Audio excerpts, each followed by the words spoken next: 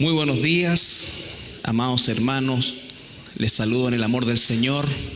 Y bueno, el día de hoy vamos a continuar con el estudio de la carta del apóstol Pablo a los hermanos de Tesalónica. Ya estamos en el capítulo 5, el último capítulo de esta carta, y nos vamos a enfocar en los versículos 16, 17 y 18. Primera de Tesalonicenses, capítulo 5, versículos 16, 17 y 18.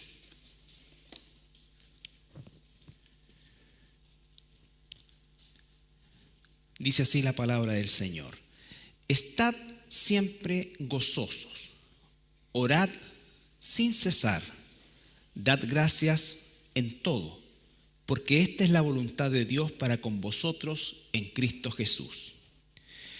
Padre, te damos gracias en esta mañana por el privilegio y la libertad que tenemos de reunirnos aquí, Señor, en tu casa. Y queremos pedirte, Señor, esta mañana que por medio de esta palabra tú transformes nuestra vida de forma tal que podamos, Señor, agradarte cada día más en todo lo que hacemos. Gracias te damos, Señor, en el nombre de Jesús. Amén. Bueno, nosotros a partir del versículo 12 de este capítulo 5, si ustedes se recuerdan, hemos estado viendo lo que el apóstol está exhortando, ¿no es cierto?, a los hermanos en Tesalónica, una iglesia que caminaba bien, ¿no es cierto?, una iglesia que estaba de alguna manera agradando al Señor y por supuesto alegrando el corazón del apóstol. Sin embargo, como para nosotros también y para toda iglesia, nunca nosotros debemos quedarnos, como se dice en el dicho popular, dormidos en los laureles, sino por el contrario, debemos, ¿no es cierto?, seguir creciendo en todo lo que implica el conocimiento de la palabra, todo lo que implica el poder realmente entender un poquito más cada día a nuestro Señor. Y dentro de esas recomendaciones y exhortaciones, el versículo 12 y 13, si ustedes se recuerdan, hablaba de las relaciones interpersonales entre los hermanos, las ovejas, y el pastor o los pastores o el liderazgo, ¿no es cierto? Hay una ordenanza, hay una dirección en ese sentido, hay un sentido de dirección también entre los hermanos entre sí, todos nosotros, nos incluye por supuesto a todos nosotros, que está en el versículo 14 y 15, ¿no es cierto?, donde dice también nos rogamos hermanos, y ahí nos horizontaliza a todos, de manera tal que vivamos de una forma en que estemos también ocupados en el crecimiento nuestro y de nuestros hermanos, que tengamos una visión de apertura tanto a poder en amor exhortar a un hermano y en amor también recibir una exhortación de un hermano, independiente, ¿no es cierto?, de nuestra condición de líder o lo que sea, ¿ya? Y a partir del versículo 16, en frases cortitas, ¿no es cierto?, nos está hablando ahora de la relación que debiéramos tener todos nosotros como pueblo de Dios con nuestro Dios. Y parte diciendo, estad siempre gozosos. Esto lo vimos la semana pasada, ¿no es cierto? Estad siempre gozosos, y ese siempre implica básicamente en cualquier circunstancia, ¿ya? En cualquier circunstancia. Vale decir, nosotros muy pocas veces tenemos quizás un control sobre las circunstancias, pero en la que sea, ¿no es cierto?, debemos nosotros estar gozosos. Definimos el concepto de gozo la semana pasada y por supuesto dijimos que es algo distinto a lo que el mundo entiende o conoce por gozo, sino que es un estado permanente de alegría, de paz en nuestro corazón a pesar de las circunstancias. Y esa alegría y esa paz no está fundada, ¿no es cierto?, en las circunstancias, sino que en quién es Dios, la fidelidad de Dios, el plan de Dios, en decir, todo gira en torno a nuestro Dios, ¿ya? Entonces, lo primero dice, estén siempre gozosos. El cristiano debe mostrar una diferencia en su vida, ¿no es cierto?, de no perder los estribos, el control, la paz por circunstancias difíciles, o no volverse loco con circunstancias, ¿no es cierto?, que nosotros llamamos de bendición. El segundo punto, que es el que vamos a examinar el día de hoy, dice orar sin cesar. Y acá, como introducción, nosotros podríamos decir que la oración es siempre una materia pendiente para nosotros como cristianos. La mayoría de nosotros probablemente sentimos que no oramos lo suficiente y probablemente sea porque no oramos lo suficiente. Ya no tiene ninguna otra mayor explicación. Pero ciertamente la palabra nos llama a orar y creo que para ninguno de nosotros sería una novedad el hecho de que la oración es absolutamente relevante en nuestra vida como cristianos. Sin embargo, y paradojalmente, no oramos, ¿no es cierto?, en la medida de lo que sabemos la importancia que tiene. Y también debemos saber que de alguna manera la literatura cristiana ha hecho un énfasis a lo largo de los siglos en relación a la oración. Solamente para un dato, dos de las editoriales más conocidas dentro de las editoriales cristianas se estrenaron, por decirlo así, este año 11 libros relacionados con la oración. Si uno hiciera un recuento hacia atrás de la cantidad de literatura que se ha escrito en relación a la oración, sin duda serían muchísimas.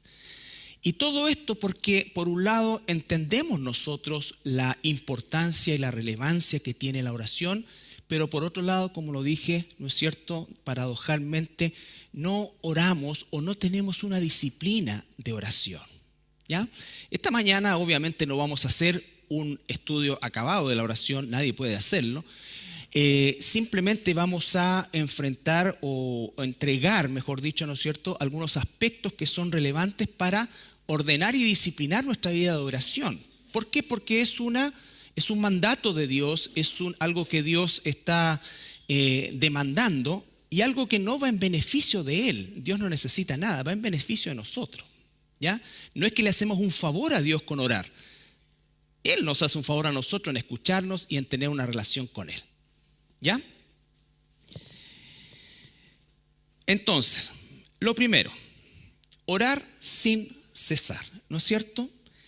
Ese sin cesar lo vamos a analizar y antes de analizarlo y dentro de este análisis breve, que cuesta mucho, ¿no es cierto?, poder resumir en algunas ideas la importancia de la oración. Pero lo primero es que la oración a veces es vista y tratada por parte de la iglesia como algo casi místico. Se le atribuye a la oración algo casi místico, ¿no es cierto? Y eso tiene que ver muchas veces con las instancias, con situaciones que más bien de alguna forma caerían dentro de ese concepto de lo místico. Y por otro lado, pueden existir oraciones o asumir la oración como una forma de doblegar la voluntad de Dios, ¿no es cierto? Que mueve la mano de Dios, entonces ambas cosas nosotros debemos tenerla fuera y saber que nosotros no cambiamos la voluntad de Dios, aun cuando la Escritura a veces parece que Dios ha cambiado, pero no es así. No es así. Nosotros recuerden que tenemos una percepción, una visión de Dios desde aquí hacia arriba. No es, diríamos nosotros, la plenitud de Dios ni la totalidad de Dios. Dios está en una situación, en una condición y en una posición absolutamente distinta a la nuestra.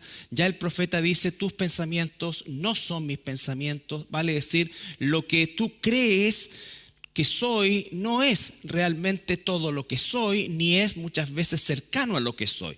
Entonces debemos nosotros tener esa claridad de no darle a la oración un concepto místico, ¿no es cierto? Ni tampoco una forma de doblegar la voluntad de Dios, ¿ya? ¿Por qué? Porque este concepto de sin cesar puede llevarnos muchas veces a esos errores o a esas equivocaciones, ¿ya? Y esa es un poco la idea de lo que se refiere este pequeño análisis acerca de la oración. Bueno, en la Biblia, por ejemplo, solamente como un dato, no voy a leer los versículos, ustedes lo pueden encontrar, tenemos que la oración fue practicada por distintos tipos de personas, esclavos, reyes, sacerdotes, en fin, todo tipo de personas realizó algún tipo de oración. También se hizo oración sentado, postrado, arrodillado, acostado, ¿no es cierto? De lado. Ezequiel, recuerden que se dio vuelta para un lado y se dio vuelta para el otro. Entonces, se hizo con manos alzadas, con manos abajo, con cabeza arriba, con cabeza abajo, en situaciones de guerra, en situaciones de persecución, cuando hay alegría, cuando hay tristeza, en desesperación, en bonanza, en fin. Encontramos la oración, para que tengamos una primera idea de este concepto, siempre o sin cesar, ¿no es cierto? Es que la oración es una herramienta y un elemento que debe ser parte de nuestra forma de vida como cristianos. Y ese concepto de sin cesar no se refiere a que usted va a pasar 24 horas de rodillas, sentado, acostado, orando. No, significa que hay una disciplina y que cada acción que nosotros vamos a realizar durante el día, sea una acción doméstica, laboral, importante en un sentido, menos importante en otro, pasa por un análisis, y por eso es que es tan necesaria la palabra de Dios, ¿no es cierto? Un análisis en oración dentro de lo que es la voluntad de Dios. Por ejemplo, cuando nosotros vemos un ejemplo, uno, solamente en el libro de Nehemías. Nehemías.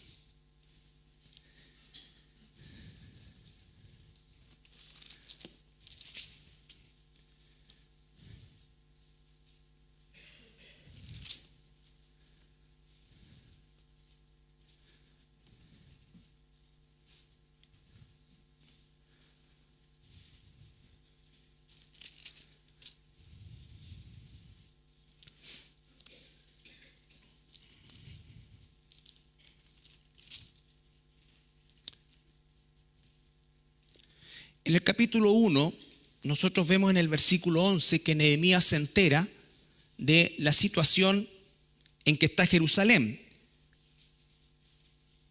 Y acá estamos hablando de la situación íntima de Nehemías. Nehemías 1:11. Te ruego, oh Jehová, esté ahora atento tu oído a la oración de tu siervo y a la oración de tus siervos quienes desean reverenciar tu nombre. Concede ahora buen éxito a tu siervo y dale gracia delante de aquel varón, porque yo servía de copero del rey. El mismo el mismo libro de Nehemías, en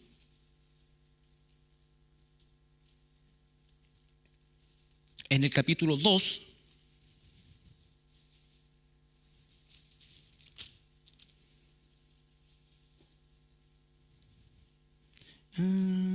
¿dónde se me perdió acá?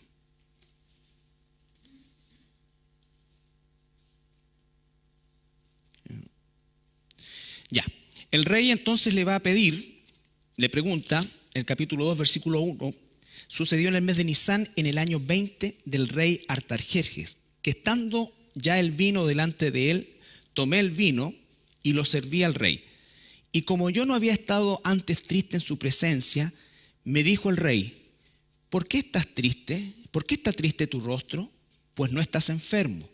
¿No es esto sino quebranto de corazón? Entonces temí en gran manera y dije al rey, para siempre vive el rey, ¿cómo no estará triste mi rostro cuando la ciudad, casa de los sepulcros de mi padre, está desierta y sus puertas consumidas por el fuego? Me dijo el rey, ¿qué cosa entonces pides? ¿Qué cosa pides? Entonces oré al Rey de los cielos, al Dios de los cielos. Entonces oré al Dios de los cielos. Eso fue en el momento. ¿Por qué? Porque Nehemías estaba enfocado, él tenía su tiempo personal. Y cuando se enfrentó a la respuesta de Dios, ¿el qué había orado? Que de alguna manera este rey le concediera en primer lugar permiso Y en segundo lugar, ¿no es cierto?, que le permitiera contar con algunos recursos. Claro que después se sube al piano, y como en el país no hay engaño, pidió todo. Y se lo dieron todo. Pero lo que quiero que tengamos en consideración es que él en el momento no lo pilló, sino que el foco, en ese momento, él en su mente oró y habló. ¿Ya? A eso se refiere orar siempre, orar sin cesar. Que estamos concentrados en la oración y que nuestro caminar en el día nos lleva a pensar, a meditar, de tal manera que nuestras decisiones pasen automáticamente por la consulta, entre comillas, a Dios, la petición a Dios, la inclinación a Dios, el encomendarnos a Dios. Pero ¿cómo es que logramos eso? ¿Cómo es que esto lo logró, por ejemplo, Nehemías? Teniendo también una vida de oración íntima, personal. ¿Ya? Orar sin cesar entonces no se refiere a estar todo el día en una instancia de oración, sino que estar todo el día conectado con Dios. Con Dios. Y para eso es que nosotros también tenemos que conocer su palabra. Conocer su palabra. Bueno, hay dos parábolas que no las vamos a leer en honor al tiempo, pero ustedes las conocen. Una está en Lucas 11, 5 al 10 y la otra Lucas 18, 1 al 8. ¿Ya? Si las conocen esas parábolas, recuerden que esas parábolas están relacionadas con la oración y hablan de la insistencia en la oración. La primera de ellas, ¿qué es lo que dice? Tarde en la noche, un vecino viene y le empieza a gritar al otro vecino: vecino, présteme algo de comer porque me llegaron visitas y no tengo que servirle. Y el vecino le dice: oye, la horita que es tarde, ¿no es cierto? Y ya estamos todos en cama. Y entonces el otro sigue insistiendo. Y el vecino finalmente se levanta y ya no porque es su vecino o amigo, sino para poder dormir, le pasa los panes. El otro es un juez injusto. Una viuda permanentemente le está pidiendo que le haga justicia, que le haga justicia, que le haga justicia. Y el juez injusto, como lo llama la Escritura, finalmente dice: estoy hasta más arriba de la coronilla, por lo tanto, a pesar de que ni temo a Dios, ni me interesa el bienestar de los hombres, por causa de esta molestia voy a responder y le voy a hacer justicia. Y en ambas parábolas hay un contraste, o sea, si un vecino de mala gana se levanta a darle ya por insistencia, si un juez injusto también de mala gana, pero para que ya no lo moleste más, le da y le concede a esta mujer su petición, ¿cuál es el contraste? ¿Cuánto más un Dios bueno no le dará a sus hijos lo que necesitan? Entonces hay un concepto de insistencia. Ahora, la insistencia por sí sola, ¿no es cierto?, no es algo que Dios, condene. Porque podría parecer algo raro cuando Jesús dijo que las vanas repeticiones, ¿recuerdan? Bueno, las vanas repeticiones tienen que ver no con la insistencia en la oración, sino que tiene que ver con justamente eso, vanas repeticiones. Y en la época de Jesús, todos los cultos paganos, como hasta el día de hoy, estaban mediados por mantras. Había que repetir, porque seguramente de esa manera se entraba en una especie de trance. Por ejemplo, al famoso dios Dionisio o Baco de los romanos, que era el dios del vino, había que por lo menos 49 veces repetirle un mantra, ¿no es cierto? Y por lo tanto ya en la repetición número 8 seguramente ya no sabía ni lo que decía, sino que lo estaba repitiendo, que es el homónimo de lo que hablamos hoy día, por ejemplo, los rezos. Un rezo. Entonces, no es la repetición en sí, sino que la repetición sin sentido o la repetición como una especie de mantra la que Jesús condena. Pero el insistir en oración y con oraciones, por supuesto que es deseable.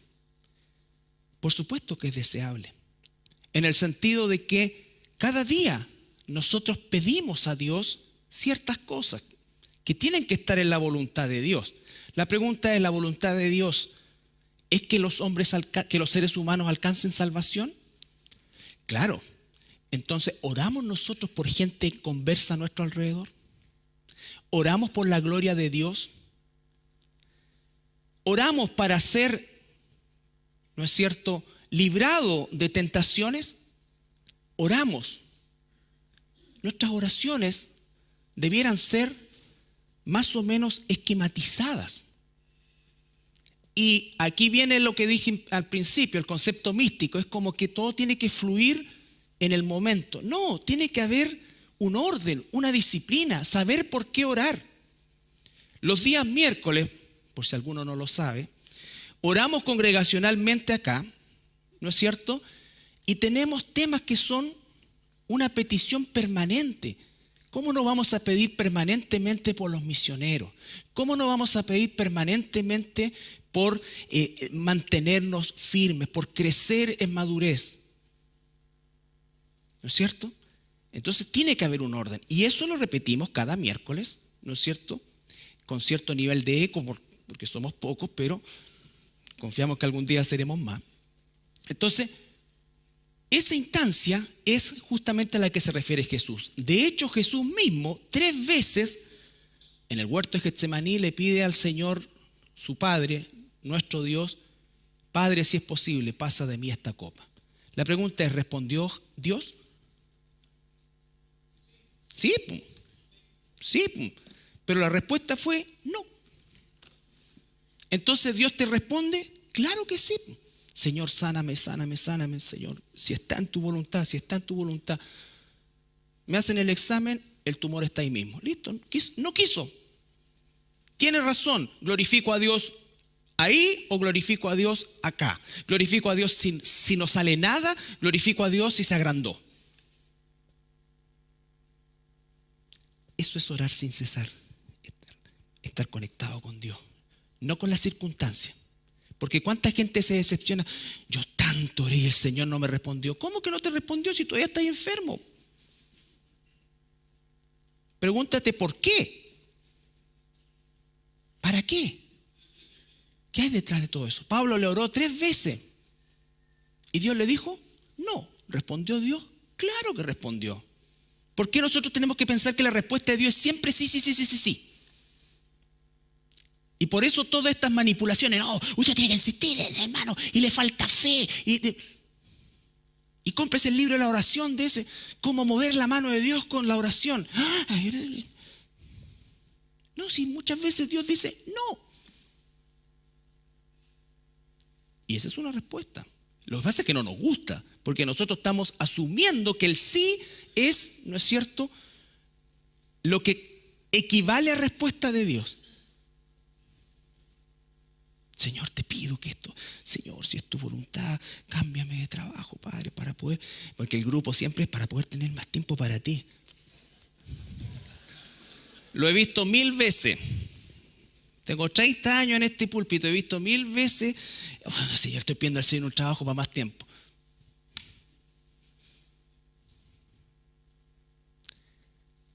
Y no cambia, y sigue con el mismo jefe, con la misma condición, la misma situación. Entonces, no, Dios no me ha respondido. Sí, te respondió.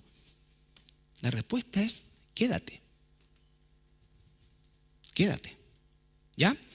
Entonces, el orar sin cesar, y solamente para ordenar un poco, ¿por qué debiéramos orar nosotros los cristianos habitualmente?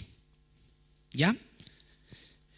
Lo primero es nuestro deseo de la gloria de Dios. Que Dios sea glorificado. Que Dios sea glorificado. Padre nuestro que estás en los cielos, santificado sea tu nombre. Que el nombre de Dios sea glorificado. Vivimos en un ambiente, en una cultura, en una sociedad, en un mundo que desprecia a Dios, que ofende a cada instante a Dios. Los únicos que podemos buscar que el nombre de Dios sea glorificado somos nosotros. Y lo glorificamos en gran medida con nuestra forma de vivir delante de esa misma gente que necesita de Dios. El nombre de Dios sea santificado. Un inconverso no puede santificar el nombre de Dios. Solo un hijo de Dios puede santificar. ¿Qué significa santificar el nombre? Significa honrarlo con nuestra forma de vida. Cuando Jesús está, ¿no es cierto?, ya al final de sus 3 años de ministerio público, Él dice: yo te he glorificado porque he hecho lo que me pediste que hiciera. Esa es la forma como glorificamos a Dios. Glorificar a Dios no es una expresión externa, puede ser también, pero no es eso. Glorificamos tanto al Señor, fue un tiempo, pero sentimos la presencia del Señor. Les encanta, eso es misticismo. Puede ser real, pero si no se plasma en una forma de vida, en tu trabajo, en tu familia, en donde el ambiente donde estamos, eso es misticismo. O lo que llamamos como místico, como que sentí la presencia del Señor. Bueno, ¿dónde vive el Señor ahora? Después de Pentecostés, ¿dónde vive? Dentro de nosotros, o sea, siempre está ahí, pum. Siempre está con nosotros. Yo estaré con ustedes todos los días hasta el fin de los tiempos. Entonces, de que sentí, no sentí, eso es misticismo. Y muchas veces se toma la oración como eso. No piensen que yo estoy anulando nuestras emociones, hermanos. Lo que estoy diciendo es que no seamos controlados por las emociones, porque ahí es cuando viene la manipulación. Ahí es cuando viene, ¿no es cierto?, todo lo malo que muchas veces se llega a hacer. Daniel capítulo 9.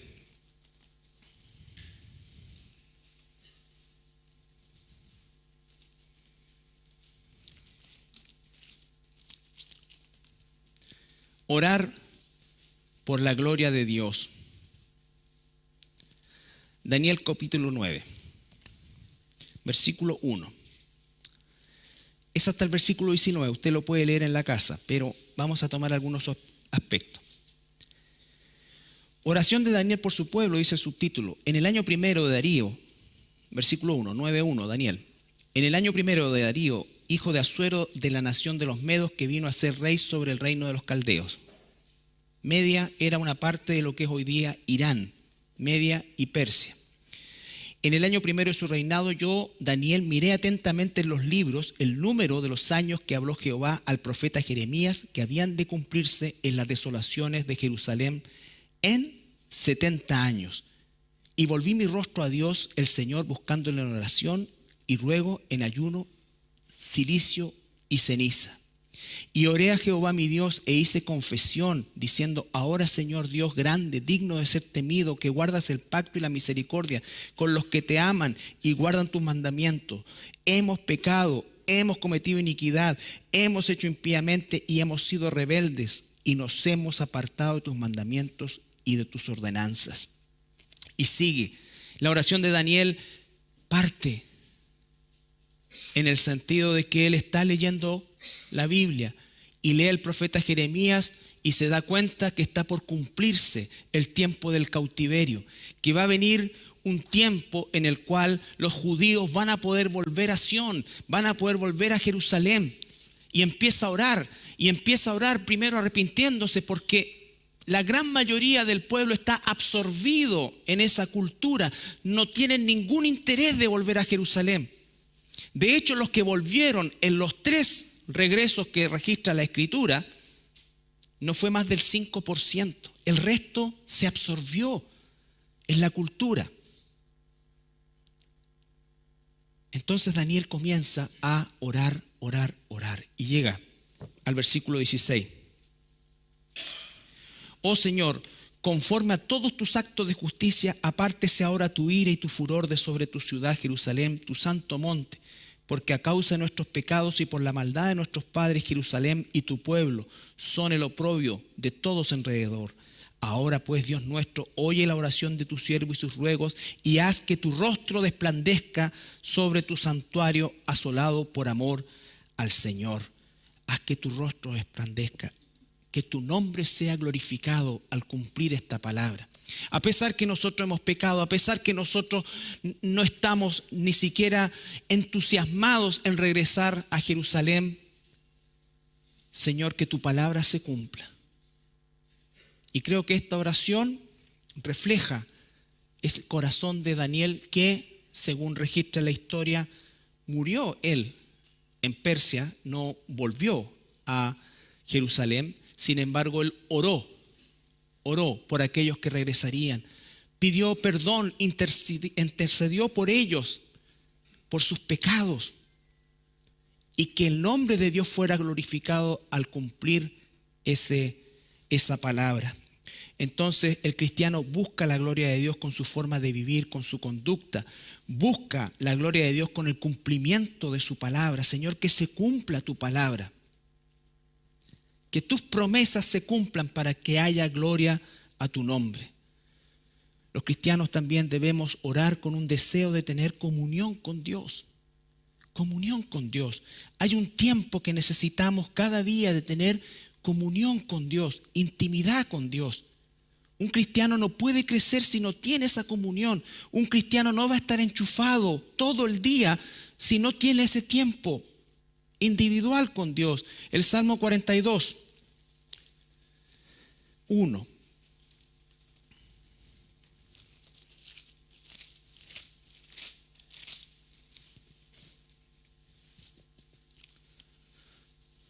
Uno y 2.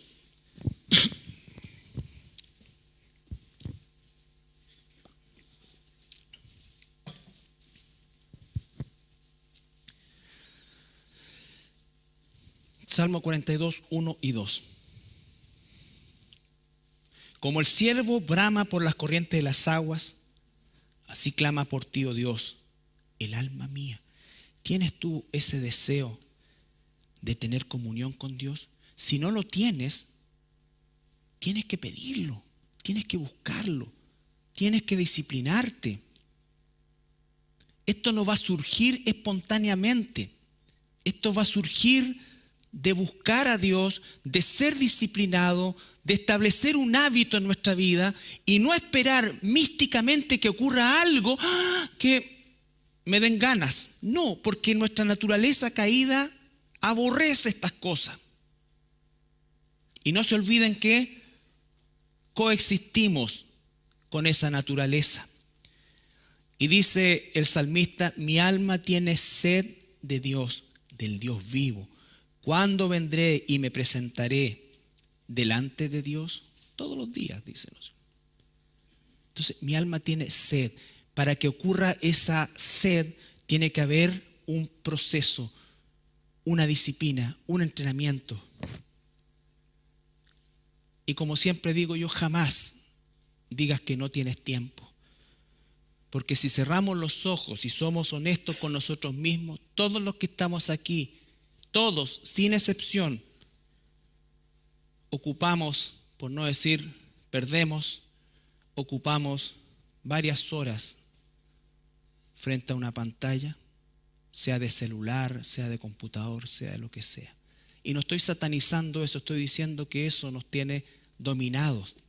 La gente despierta en la mañana y lo primero que hace es pescar el celular. Y si lo pescó ya no lo soltó. Entonces, no, es que no tengo tiempo. No, sí tienes tiempo. Sí tienes tiempo.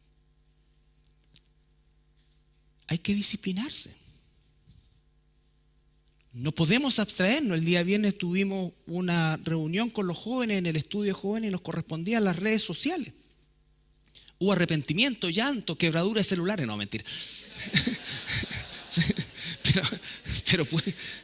pero pudimos entender. Sí. Y alguien iba a tirar un iPhone 7 y yo, ¡oh!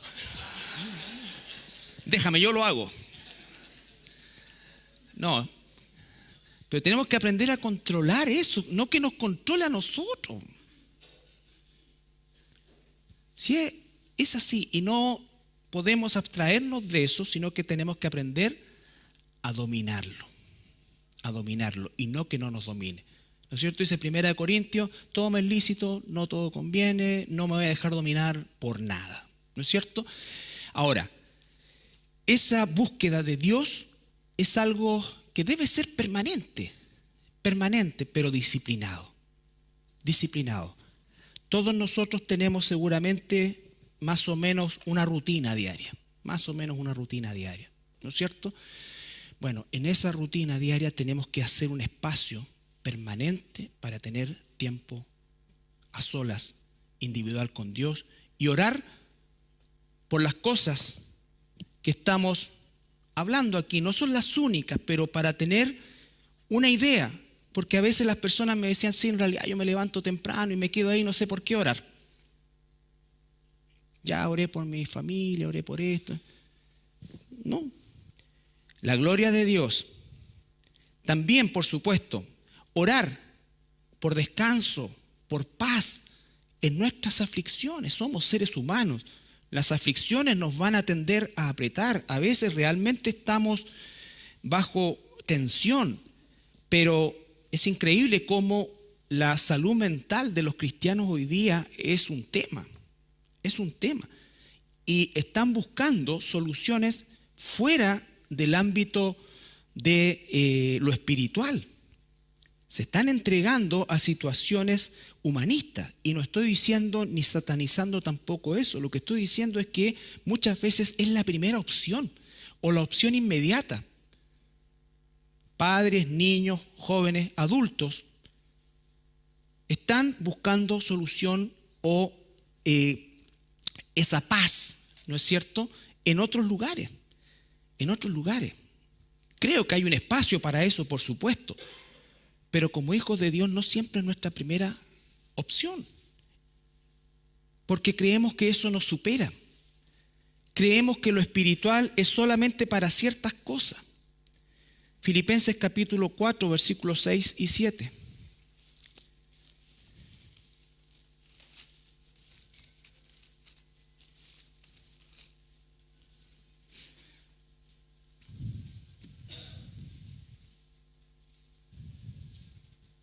Y eso pasa porque no tenemos relación de intimidad con Dios. No tenemos un acervo espiritual que nos permita amortiguar espiritualmente las aflicciones, que algunas de ellas no van a cambiar.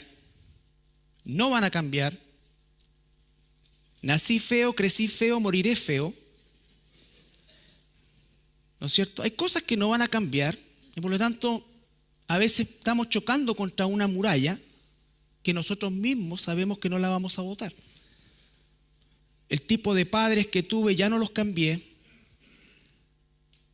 La situación que viví ya no la cambié, ya es pasado, pero es capaz de apoderarse de mi presente y amargar mi futuro. Pero como hijos de Dios, ¿qué tenemos que hacer? Pero no lo hacemos porque no es un hábito en nosotros. Por nada estéis afanosos. No que el afán no venga. Dice, por nada estéis afanosos, sino sean conocidas vuestras peticiones delante de Dios en toda oración y ruego con acción de gracias. Acción de gracias. Fíjese, oración, ruego, acción de gracias. A veces nosotros llegamos hasta oración. ¿Ya? No rogamos. Con acción de gracia. Y después de esto, como un hábito, la paz de Dios que sobrepasa todo entendimiento. Es decir, no pretendas entenderlo, pero lo vas a vivir. ¿Ya?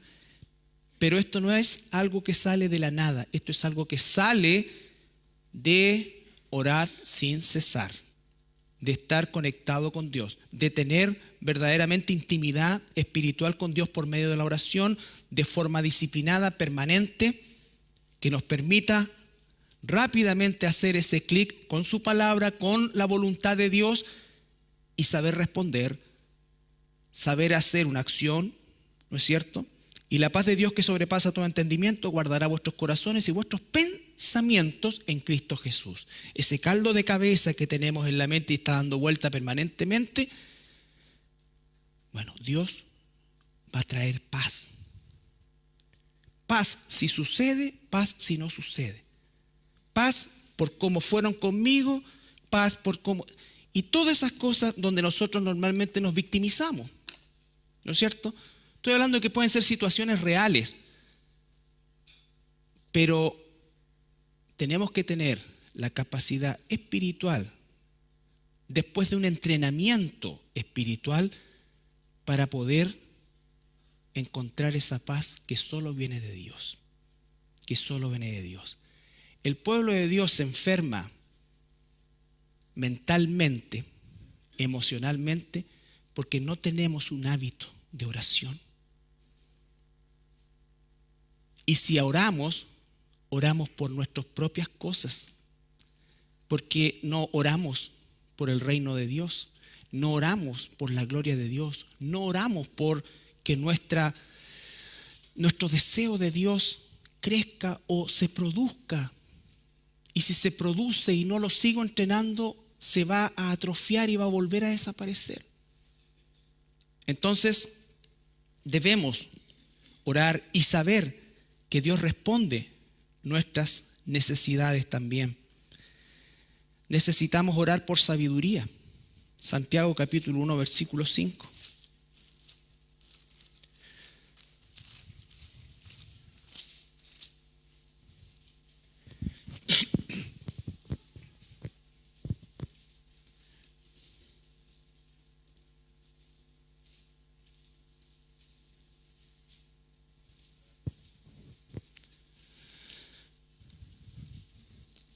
Si nosotros tomamos el versículo 2, que lo vimos la semana pasada, conectamos estas dos cosas.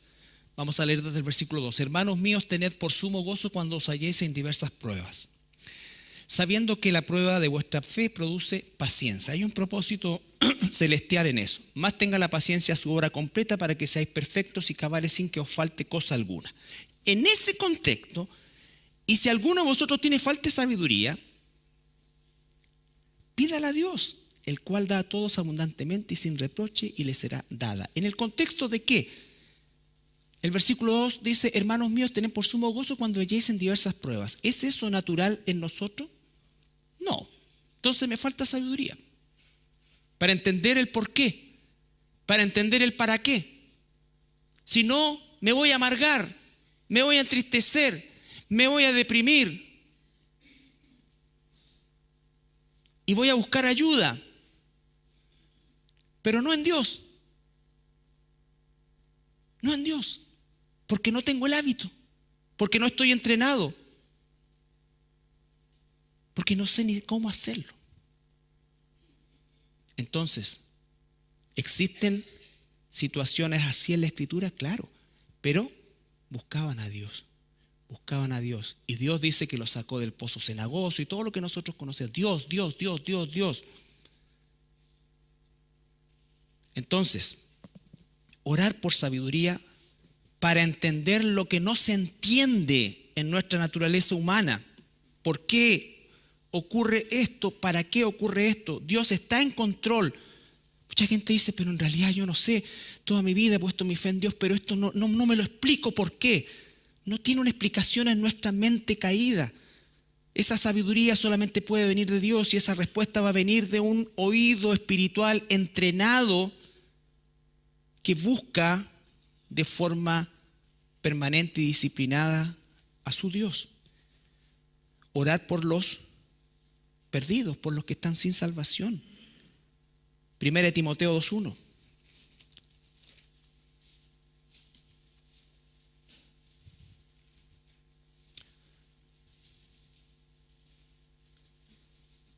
Primera Timoteo 2:1.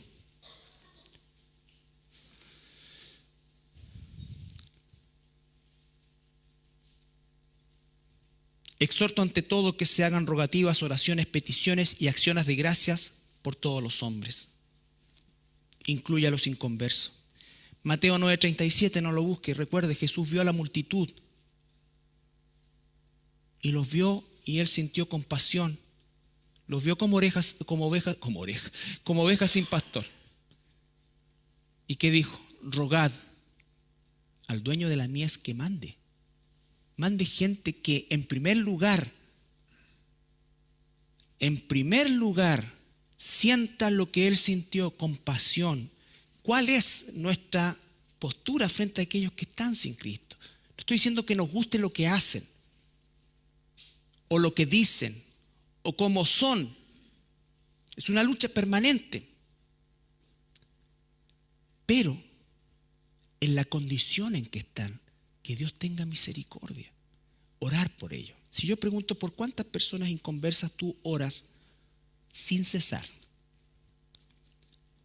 Si la persona ya se murió sin Cristo, bueno, Dios es Dios.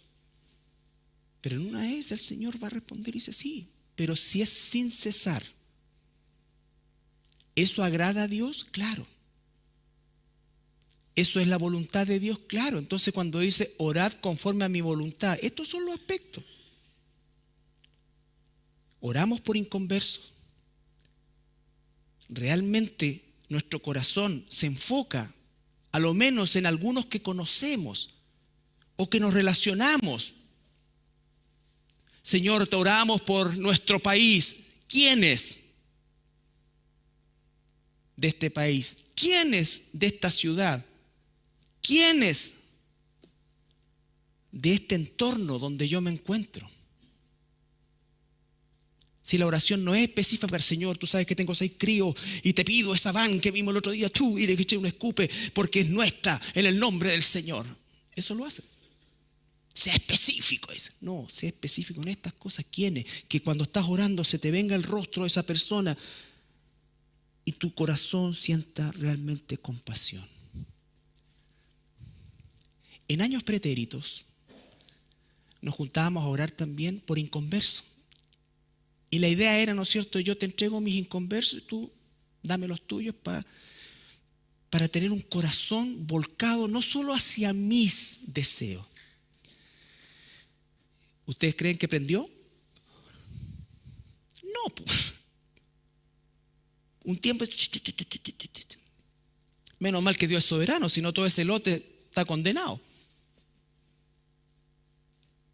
Entonces nosotros tenemos que orar por inconversos. ¿Quiénes a nuestro alrededor? Parientes y no parientes, personas con las que nos relacionamos. Hijos, hermanos, padres, esposos. Sin cesar, hasta ver la mano de Dios. ¿Está vivo? ¿Llegó al trabajo? Sí, está vivo. Bueno, hay que seguir orando, hay que seguir orando, hay que seguir orando. Eso es sin cesar. Eso es sin cesar.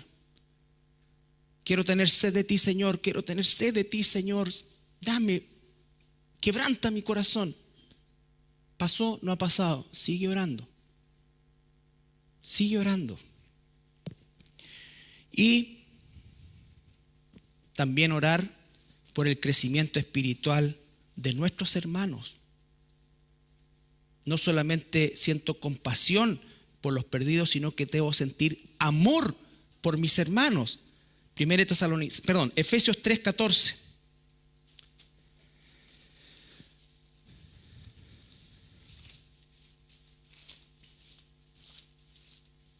Efesios 3:14 al 21.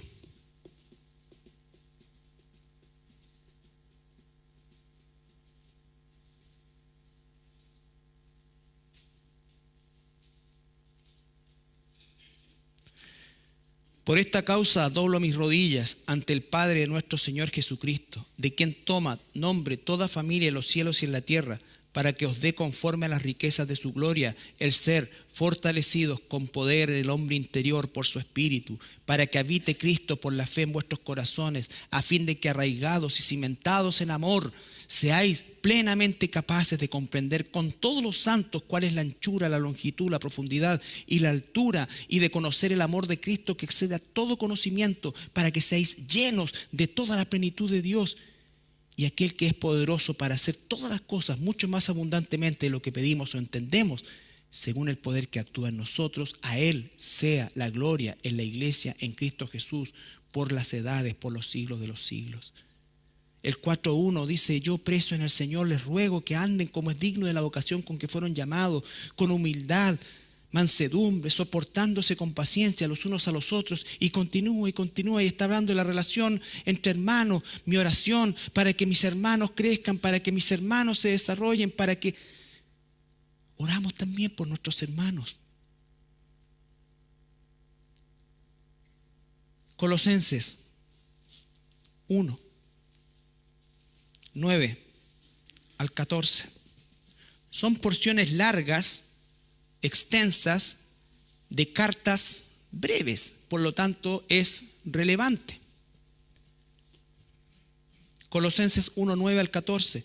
Por lo cual también nosotros, desde el día que lo oímos, no cesamos de orar por vosotros y de pedir de que seáis llenos del conocimiento de su voluntad, en toda sabiduría e inteligencia espiritual, para que andéis como es digno del Señor, agradándole en todo, llevando fruto en toda buena obra y creciendo en el conocimiento de Dios, fortalecidos con todo poder conforme a la potencia de su gloria, para toda paciencia y longanimidad, con gozo, dando gracias al Padre que nos hizo aptos para participar de la herencia de los santos en la luz, el cual nos ha librado de la potestad de las tinieblas y trasladado al reino de su amado Hijo, en quien tenemos redención por su sangre, el perdón de pecados. No cesamos de orar por ustedes para que crezcan en plenitud. Y finalmente, número 7, oramos siempre agradeciendo a Dios en todo. En todo.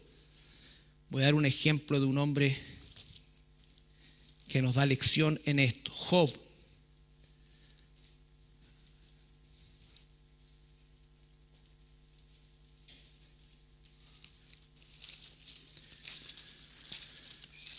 Capítulo 1.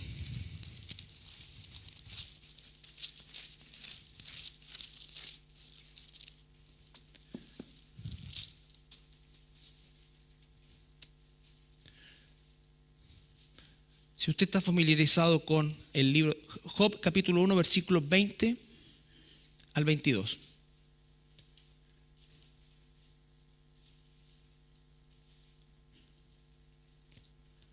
Decía que si usted está familiarizado con el libro de Job, se dará cuenta de que las calamidades que sufrió Job, en todas casi de golpe, ¿no es cierto? Seguramente no tiene un ejemplo posible, ¿no es cierto?, en nuestras vidas o en otros santos a lo largo de la Biblia. Pero lo relevante de esto, aparte de todo lo que vivió, por supuesto, es después de recibir la primera noticia terrible, la muerte de todos sus hijos, el incendio de sus propiedades y todo lo demás, dice: entonces Job se levantó y rasgó su manto y rasuró su cabeza y se postró en tierra y adoró. Romper el manto, rapar la cabeza es señal de luto, duelo, dolor. Y dijo: desnudo salí del vientre de mi madre y desnudo volveré allá. Jehová dio, Jehová quitó. El nombre de Jehová bendito. En todo esto no pecó Job ni atribuyó a Dios despropósito alguno. Sabiduría para entender. Paz para soportar. Paz para soportar. Job no pescó una cuerda y se colgó. No maldijo a Dios. No. Entonces, en ese momento de desesperación, en ese momento terrible, luego Satanás va más allá y no solamente le quita todo, sino que además ahora lo enferma a él con una especie de lepra o lo que fuera, pero algo terrible. Dice el capítulo 2, versículo 8 al 10. Y acá se agrega otra cosa. Y tomaba Job un tiesto para rascarse con él y estaba sentado en medio de ceniza. Entonces le dijo su mujer, su esposita: aún retienes tu integridad, maldice a Dios y muérete. O sea, no solamente la tentación de todo lo que estaba pasando, sino que además la voz de su esposa, que no nos dice si tenían una buena o una mala relación, pero en ese momento su esposa, y no la juzguemos tampoco, en desesperación le dice: maldice a Dios y muérete. Y él le dijo: como suele hablar cualquiera de las mujeres fatuas, ¿has hablado? Que recibiremos de Dios el bien y el mal no lo recibiremos. En todo esto no pecó Job con sus labios. Por supuesto que nosotros estamos a años luz de algo así, pero en nuestras tribulaciones propias también tenemos que ser agradecidos. Job agradecía cuando le fue bien, y Job no perdió su gratitud cuando le tocó lo que le tocó. ¿Ya? Entonces, ese es el poder de la oración. Ese es el poder de entender realmente el propósito de la oración, el beneficio de la oración para nosotros. Pero no puede ser sin disciplina, no puede ser sin una intencionalidad directa. No es algo que va a surgir de la nada. No es algo a lo que nosotros no podemos dedicarle lo que sobra. Tenemos que buscar hacer de la oración una prioridad. Y conocernos a nosotros mismos también. Decir, yo desde mañana me levanto a las 5 de la mañana. No, te vas a levantar una vez y te vas a quedar dormido a la otra. Y después no lo vas a hacer más. Sé honesto con Dios, contigo mismo. Y no necesitas comprar libros de oración y lo que necesitas es ponerla en práctica. Ponerla en práctica. Y no estoy diciendo que no sea bueno leer un libro sobre oración o cualquier cosa, pero si nosotros pretendemos que ahí está la receta, no es así. Está en entender el propósito de la oración para nosotros. Está en que la oración no debe ser un acto místico ni darle ese cariz. Está en no pensar que a través de la oración yo manejo a Dios, sino que está en el hecho de saber que a través de la oración me comunico con mi Señor, mi Dios, mi dueño, mi amo. Y como tal, sé que es bueno. Es tan bueno que dio su Hijo por mí y a Él le llevo todas mis necesidades, todas mis ansiedades, pero también quiero tener su corazón, quiero tener el corazón que Él tiene por los perdidos, por mis hermanos. Quiero recibir de su paz en los momentos de prueba. Quiero aprender a agradecer en todo. Eso no va a venir de un libro, eso va a venir de nuestra disposición a hacerlo. ¿Nos ponemos de pie para orar?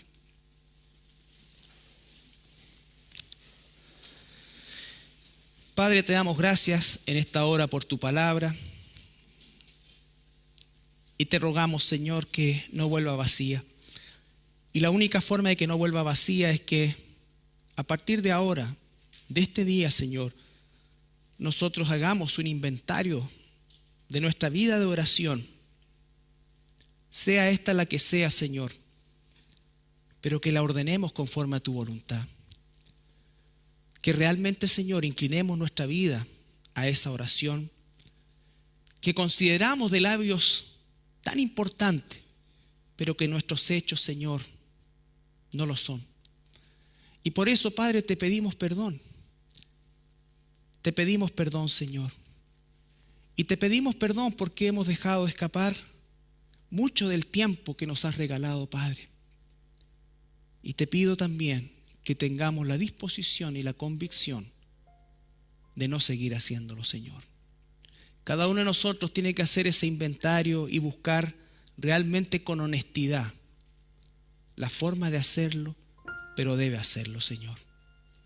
Te pido, Señor, que no quites ese pensamiento de nosotros, porque sin duda alguna nuestra relación contigo crecerá de una forma que Satanás impide, y por eso es que quiere, Señor, que seamos disciplinados en la oración, porque mientras más cerca tuyo realmente estamos, Señor, más como tú nos convertimos.